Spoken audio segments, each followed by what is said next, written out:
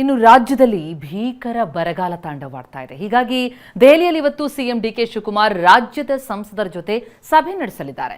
ಅಧಿವೇಶನದಲ್ಲಿ ರಾಜ್ಯದ ಬರದ ಬಗ್ಗೆ ಕೇಂದ್ರದ ಗಮನ ಸೆಳೆಯುವ ಬಗ್ಗೆ ಚರ್ಚಿಸಲಾಗುತ್ತೆ.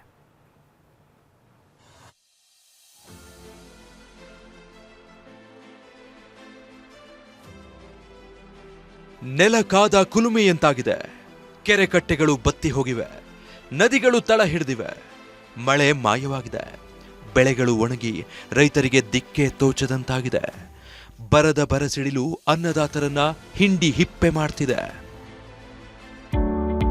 Hotel Management with AI.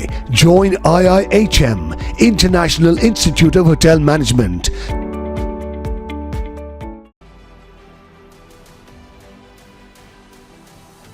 ರಾಜ್ಯದಲ್ಲಿ ಬರಸಿಡಿಲು, ಸಂಸದರ ಜೊತೆಗಿಂದು ಸಿಎಂ ಸಭೆ. ಬರದ ವಿಚಾರ ಕೇಂದ್ರಕ್ಕೆ ಮನದಟ್ಟು ಮಾಡಿಕೊಡಬೇಕೆಂದ ಡಿಕೆಶಿ. ರಾಜ್ಯದಲ್ಲಿ ಅತ್ತ ಮಳೆಯೂ ಇಲ್ಲದೆ, ಇತ್ತ ಬೆಳೆಯೂ ಇಲ್ಲದೆ ರೈತರ ಬದುಕು ಬೀದಿಗೆ ಬಂದಿದೆ. ಇತ್ತ ನದಿಗಳು ಬತ್ತಿ ಕುಡಿಯೋ ನೀರಿಗೂ ಹರಸಾಹಸ ಪಡುವಂತಾಗಿದೆ. ಬರ ಜಿಲ್ಲೆ ಘೋಷಣೆ ಮಾಡಬೇಕೆಂದು ಹಲವು ಜಿಲ್ಲೆಗಳ ರೈತರು ಆಗ್ರಹಿಸುತ್ತಿದ್ದಾರೆ. ಇದರ ಮಧ್ಯೆ ರಾಜ್ಯ ಸಂಸದರ ಜೊತೆ ಸಿಎಂ ಡಿಕೆ ಶಿವಕುಮಾರ್ ಸಭೆ ನಡೆಸಲು ಮುಂದಾಗಿದ್ದಾರೆ. ಇಂದು ರಾಜ್ಯದ ಸಂಸದರ ಜೊತೆ ಸಿಎಂ ಡಿಕೆಶಿ ಸಭೆ ನಡೆಸಲಿದ್ದಾರೆ.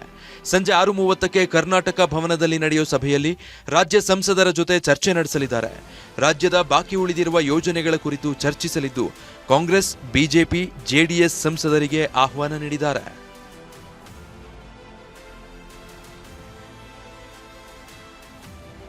ದೆಹಲಿಯಲ್ಲಿ ರಾಜ್ಯದ ಸಂಸದರ ಸಭೆ ಆಯೋಜಿಸಿದ್ದೇನೆ.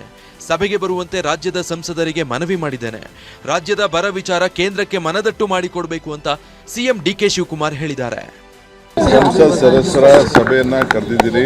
ಬರದ ವಿಚಾರ ಅವರು ಕೂಡ ಮನದಟ್ಟು ಮಾಡಿಕೊಡ್ಬೇಕು. ಮುಂದಕ್ಕೆ ಅವ್ರಿಗೆಲ್ಲ ರಿಕ್ವೆಸ್ಟ್ ಮಾಡೋದಿದೆ.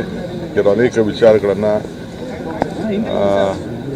ಡ್ಯಾಮ್ಗಳ ಪರಿಸ್ಥಿತಿ, ಕೆಲವು ಅನೇಕ ಸಮಸ್ಯೆಗಳನ್ನು ಅವ್ರ ಗಮನಕ್ಕೆ ತರದಿದೆ. ಯಾವುದಾದ್ರು ಬಾಕಿ ಪ್ರಾಜೆಕ್ಟ್ಸ್ ಎಲ್ಲ ಇದೆ ಅಂತೇಳಿ ಎಲ್ಲ ಧ್ವನಿ ಅವರೆಲ್ಲ ರಾಜ್ಯದ ಪರವಾಗಿ ತೆಗೆದುಕೊಳ್ಬೇಕಾಗ್ತದೆ ಒಟ್ಟಾಗಿ. ಬರ ಪರಿಸ್ಥಿತಿಯಲ್ಲಿ ಎಲ್ಲರೂ ಒಂದಾಗಿ ಕೆಲಸ ಮಾಡಬೇಕು. ಈ ಸಂಕಷ್ಟ ಸಮಯದಲ್ಲಾದರೂ ಕೇಂದ್ರ ಸರ್ಕಾರ ನೆರವು ನೀಡುತ್ತೆಂಬ ನಿರೀಕ್ಷೆ ಇದೆ ಎಂದು ಮುಖ್ಯಮಂತ್ರಿ ಡಿಕೆ ಶಿವಕುಮಾರ್ ಹೇಳಿದ್ದಾರೆ. ಹರೀಶ್ ಮತ್ತು ಈರಣ್ಣ, ಟಿವಿ9 ಬೆಂಗಳೂರು.